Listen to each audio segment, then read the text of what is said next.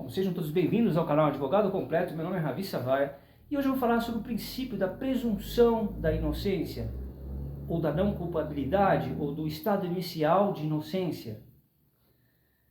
Bom, a lógica, pessoal, por trás desse princípio é que todos são inocentes. Todos são inocentes, é o estado natural do ser humano, até o trânsito e julgado da sentença penal condenatória.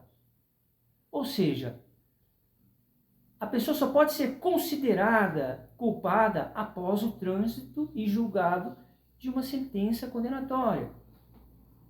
Isso está correlacionado com o devido processo legal. A pessoa tem que passar por um processo, que ela tem esse direito de defesa, né?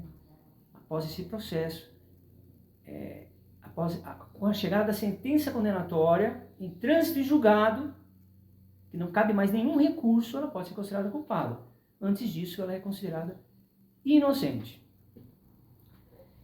Esse princípio, pessoal, está bem descrito na nossa Constituição Federal, no artigo 5º, inciso 57. O princípio tem por objetivo garantir que o ônus da prova cabe à acusação e não à defesa. As pessoas nascem inocentes. Segundo Nutt, esse é o estado natural, razão pela qual, para quebrar tal regra, torna-se indispensável que o Estado acusação evidencie com prova suficiente, o Estado juiz, a culpa do réu. O que quer dizer com isso, pessoal? É que o estado natural do ser humano é inocente. O Estado, através de um processo, só pode tornar aquela pessoa culpada, o marco temporal da culpa é o trânsito e julgado de uma sentença condenatória. Tá? Porque existe uma discussão doutrinária sobre essa terminologia presunção ou estado de inocência, ou não culpabilidade. Presunção, existe uma discussão aí. Por que a pessoa é presumidamente inocente e o Estado processa? Se ela é presumida inocente, parece que o Estado está concedendo um favor, está quebrando o galho da pessoa. E, na verdade, não é isso. A pessoa está no seu estado de inocência. Cabe ao Estado o ônus da prova, é provar que aquela pessoa é culpada. Ela só será culpada após uma sentença condenatória em trânsito e julgado. Então o estado original da pessoa é inocente, não é presumidamente inocente. Isso é uma parte da doutrina que defende essa tese. E eu sou de acordo com isso, né? Porque presumido, se a pessoa é presumidamente inocente, por que ela foi processada? Né? Ela está no seu estado de inocência. Fiz algumas anotações aqui, pessoal. Agora, se você consegue entender essa lógica por trás da presunção de inocência, você pode falar presunção da inocência, mas entendendo que a pessoa está no seu estado original de inocência. Só pode ser considerado culpado depois de um processo transitado em julgado em sentença condenatória. Quando você compreendeu isso, você pode falar presunção de inocência, que é o nome, é a terminologia que as pessoas geralmente usam para se direcionar a esse princípio. Quando se fala de presunção de inocência, é algo que parece que você está concedendo a alguém. Por isso que eu gosto mais do termo estado de inocência. Percebe-se aí, pessoal, que quando o Estado processa alguém, eu te pergunto, tem equilíbrio inicial nessa relação Estado e réu? O Estado que é a máquina, que tem toda a força de probatória, tem toda essa estrutura, do outro lado está o réu. Como é que equilibra essa balança? É justamente o princípio do estado de inocência, a presunção de inocência ou não culpabilidade, que vai trazer um contrapeso nessa relação desequilibrada. De um lado está o Estado forte, com toda a sua estrutura, com toda a sua máquina, e do outro está o réu. Então, para equilibrar essa balança, vem o princípio do estado de inocência, a presunção de inocência ou não culpabilidade, para dar esse contrapeso, tá? Numa relação que é desequilibrada. Tá? Aparentemente desequilibrada. Por que aparentemente? Porque vem essa garantia da presunção de inocência. Se o Estado não provar a culpa do réu, a incompetência é do Estado, sendo este princípio o contrapeso nessa relação desequilibrada. O princípio de presunção de inocência reequilibra essa relação altamente desequilibrada, não é pouco desequilibrada. A presunção de inocência e o dúbio for réu, na dúvida, né? Pro réu, na dúvida, tendo uma dúvida numa prova, uma dúvida em algum elemento do processo, vai ficar a favor do réu, não contra o réu. É justamente para equilibrar essas garantias. qualquer outro crime aplica o princípio da presunção da inocência? Então tem uma discussão doutrinária, pessoal, que no caso das medidas cautelares, é isso. Tipo assim,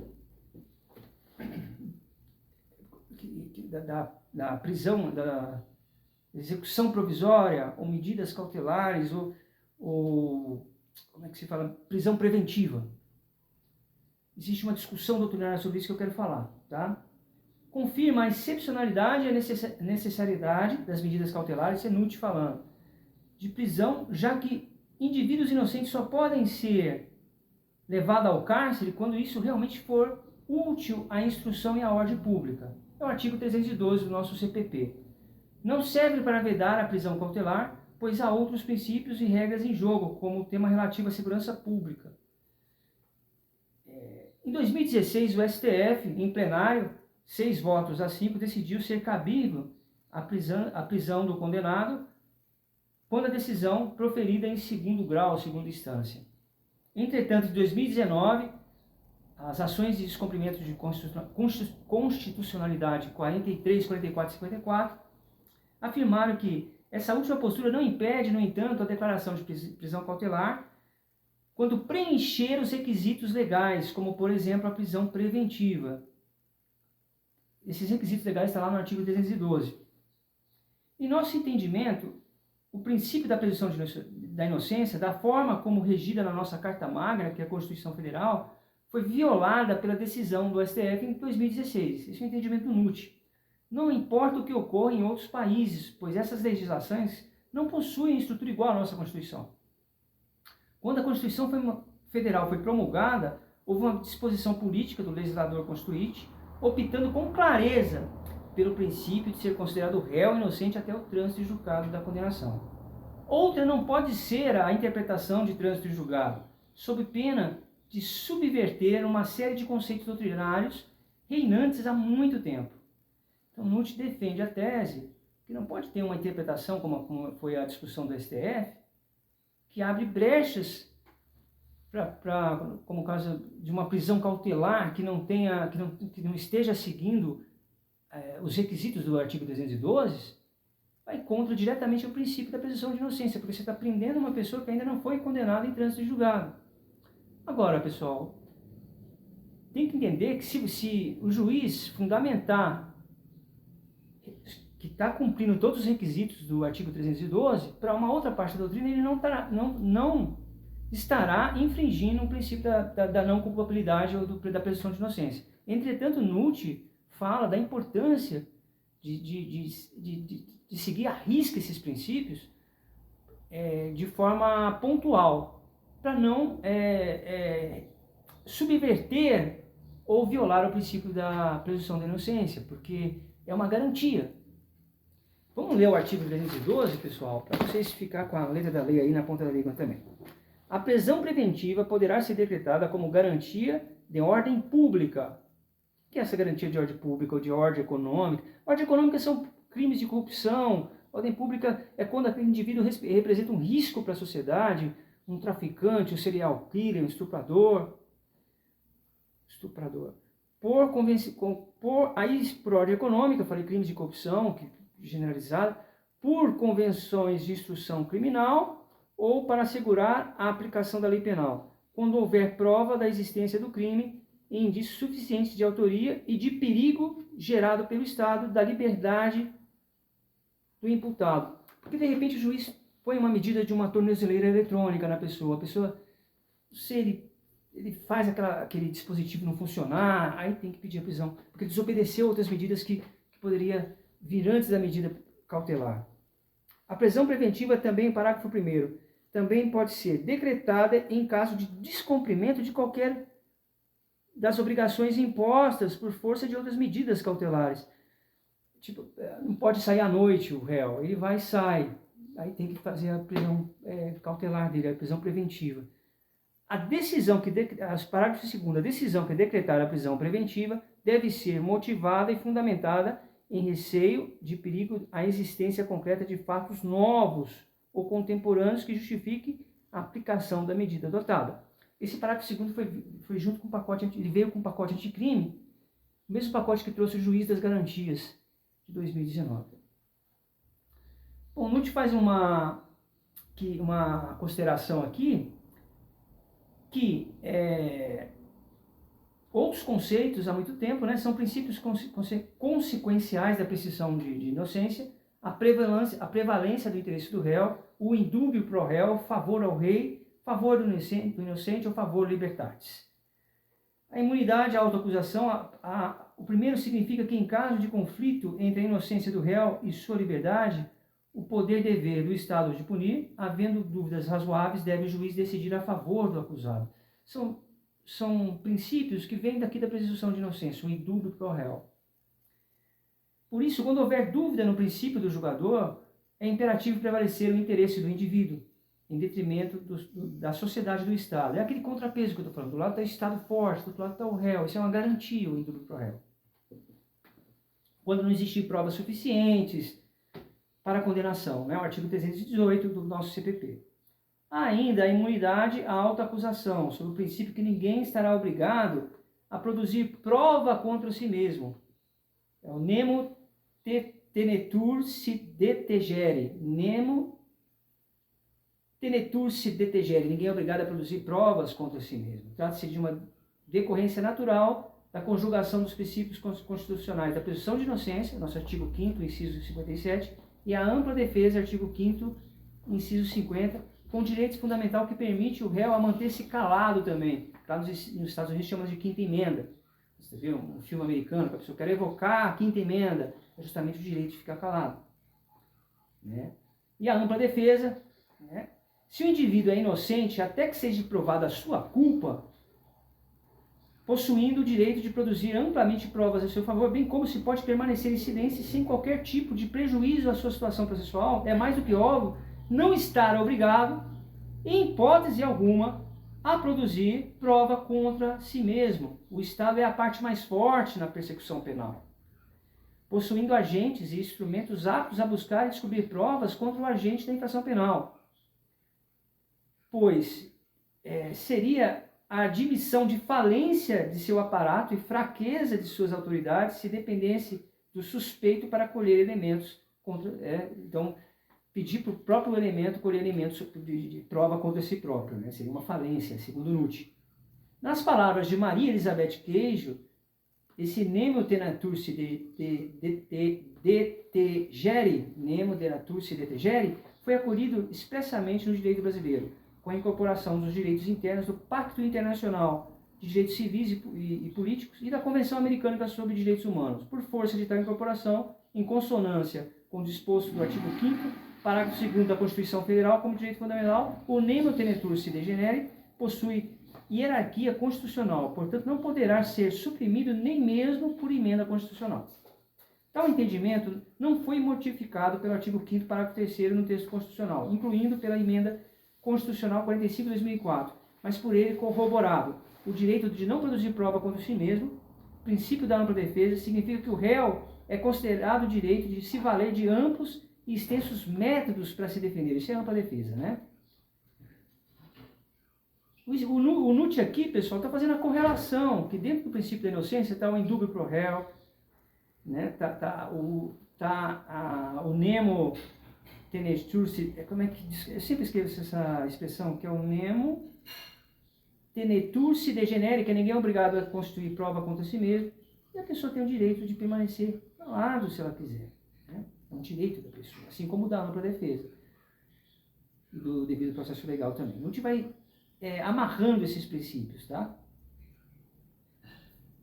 Mas voltando ao...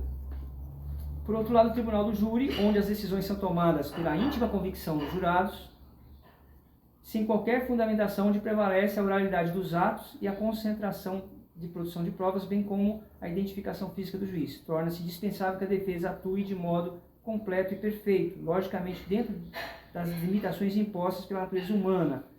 A intenção do constituinte foi aplicar ao Tribunal Popular um método que privilegia a defesa em caso de confronto inafastável com a acusação, homenageando a sua plenitude. São vários efeitos extraídos dessa diferença. Retomamos ao leitor a nota 3 do capítulo 2, do título 2 do livro 2, onde cuida novamente do tema jurisprudência do STF. A Constituição Federal assegura, no artigo 5º, 38, a linha A, nos julgamentos realizados pelo Tribunal de Júri, a plenitude de defesa. A preocupação do Constituinte foi corroborada pelo CPP mediante a previsão da regra que determina a dissolução do Conselho de sentença na hipótese do juiz presidente verificar que o acusado está indefeso, ele pode interferir, né? No caso concreto, além do advogado dativo ser utilizado somente 9 minutos para a sustentação oral, não fez menção à tese de legítima defesa. Ele conta um caso de um advogado aqui que foi discutido no STF, que não fez menção à tese de legítima defesa invocada pelo réu em seu interrogatório, que foi, de certa forma, prejudicou o réu. Portanto, referida circunstância indica a ausência de uma defesa técnica suficiente para justificar a aplicação da primeira parte da súmula 523 do STF. Por conseguinte, anulação do julgamento. O juiz pode desconstituir aquele advogado por estar defendendo mal o réu. Mas a gente está saindo um pouquinho dos princípios da presunção da inocência. Eu acho que já vou fechar o vídeo aqui, pessoal. Sempre lembrar que o nome mais correto seria o estado de inocência. Ninguém pode ser considerado culpado sem antes de uma sentença condenatória em trânsito de julgado. Existe uma discussão sobre a prisão preventiva, que a pessoa é presa antes da sentença da sentença condenatória em trânsito de julgado, ela já é presa. Porém, lembrando que a prisão preventiva é em caráter de excepcionalidade e tem que seguir plenamente os requisitos do artigo 312 do nosso Código Processual Penal. Por isso, que dessa forma, ela não viola o princípio da presunção da inocência. Porém, tem que ter aqueles pressupostos básicos, os fundamentos, né, que é a garantia da ordem pública, quando há risco concreto de que o acusado continue praticando crimes, ameaçando a segurança da sociedade. Não é só a ordem pública, a ordem econômica também é aplicável quando o crime é cometido e tem impactos negativos na economia. Conveniência da instrução criminal para impedir que o acusado coaja testemunhas ou destrua as provas ou interfira na investigação, quando há risco concreto de fuga. Então, todos esses requisitos da prisão preventiva têm que ser justificados pelo juiz, justamente para não violar o princípio da presunção da inocência. Tem uma posição aqui do pensador Luigi Farragioli, muito respeitado, é um pensador processual penal, que ele fala o seguinte, que a prisão preventiva só poderia ocorrer em casos absolutamente excepcionais.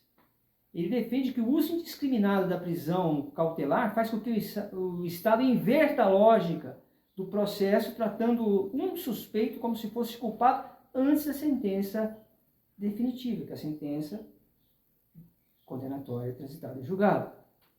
Já para Auri Lopes Júnior, a prisão preventiva se tornou um instrumento de punição antecipada.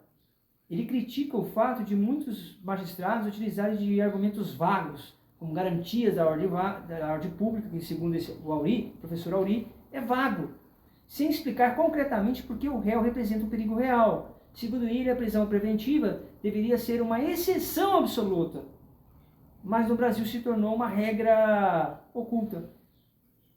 Alexandre Moraes da Rosa, não é o Xandão, Moraes da Rosa argumenta que a prisão preventiva é explicada de forma política, servindo muitas vezes para forçar delações premiadas ou constranger investigados. Teve isso muito no processo do Lula, né, lá que prendia a pessoa antes de fazer uma prisão preventiva, antes de trânsito de julgado, e fazia aquelas coisas de forçar a pessoa a delações premiadas para sair daquele caos lá. Segundo ele, o abuso da prisão preventiva viola o princípio da presunção de inocência, pois o Estado está punindo o réu antes mesmo de julgá-lo. Então, vou repetir aqui, pessoal, o STF teve uma discussão nesse sentido, tá? E o STF, em 2016, permitiu a execução da pena após a condenação em segunda instância, relativizando a presunção de inocência. Foi muito criticado. O NUT foi radicalmente contra essa posição do STF. O STF reafirmou que a prisão preventiva pode ser decretada antes do trânsito de julgado, desde que haja fundamentos concretos. Já em 2019 teve outra decisão do STF, o STF voltou atrás e decidiu que ninguém pode ser preso antes do trânsito em julgado, salvo em casos de prisão preventiva justificada. E tem uma DPF aqui, 444, pois o STF considerou que a prisão preventiva não pode ser usada como regra, reforçando o princípio da presunção de inocência. Uma discussão que teve. A Lei 13.964 de 2019, o pacote anticrime que trouxe os juízes garantias, endureceu as exigências para a decretação da prisão preventiva e reforçou o princípio da presunção da inocência. Obrigatoriedade do juiz de uma fundamentação concreta, revisão periódica da prisão preventiva a cada 90 dias, criação do artigo 315, parágrafo 2º no CPP, que proíbe decisões genéricas e sem fundamento, sem justificativas reais da prisão preventiva. Apesar dessas mudanças, muitos críticos apontam que na prática ainda há abuso na decretação da prisão preventiva. Por que essa discussão é tão enérgica, pessoal? Porque a prisão preventiva prende o réu antes do trânsito em julgado. E isso viola os princípios. Se ele é inocente, não foi ainda culpado, o Estado não conseguiu ainda provar sua culpa, há uma discussão do porquê ele está sendo preso preventivamente. Mas aí é justificado no artigo 312, que eu li aqui na cátedra, na lei seca, que tem que ter requisitos de perigo à ordem pública, perigo à ordem econômica, assim como o próprio perigo de uma certa proteção ao processo, que pode o perigo do próprio réu atrapalhar a legitimidade do processo com relação às provas, às testemunhas, pode haver coação, né? Então, é uma forma de proteção do processo também, um salvo-resguardo do processo. A doutrina garantista argumenta que a prisão preventiva, de forma como é aplicada no Brasil, viola o princípio da presunção de inocência. Já a corrente tradicionalista defende que a prisão preventiva é um instrumento essencial para a segurança jurídica e social, assim como a segurança do processo também. O STF já decidiu que a prisão preventiva não é inconstitucional, mas reforçou que sua aplicação deve ser excepcional e baseada nos fundamentos concretos, seguindo à risca os requisitos do artigo 312 do nosso CPP. No entanto, na prática, a prisão preventiva continua sendo utilizada de forma abusiva no Brasil, o que gera debates calorosos sobre a sua compatibilidade com o princípio da presunção da inocência. É isso, pessoal. Vou fechar aqui, vou falar para você o que é execução provisória da pena. Ocorre quando o réu começa a cumprir a pena antes do trânsito julgado da sentença penal condenatória, ou seja, antes que todos os recursos possíveis sejam julgados. Esse tema gerou intensos debates no Brasil, especialmente após as decisões do Supremo Tribunal Federal sobre a possibilidade da prisão após a condenação em segunda instância. Já falei sobre esses debates que houve. Atualmente, a execução provisória da pena é inconstitucional, tá? A DPF 444 de 2019. A prisão só pode ocorrer após o trânsito em julgado, salvo em casos excepcionais de prisão preventiva justificada pelo artigo 312. Medidas cautelares podem ser aplicadas antes da sentença final, pois não equivale à execução da pena. Por exemplo, uma multa, ela tem natureza fiscal e não penal. Portanto, a execução provisória tem relação direta com a presunção de inocência, pois envolve o cumprimento da pena antes do trânsito julgado. Já as medidas cautelares são restrições que não equivalem à pena, sendo consideradas legítimas para garantir a efetividade e cuidado com o processo. É isso, pessoal. Fechamos aqui hoje o estudo do princípio da presunção da inocência, estado de inocência ou da não culpabilidade.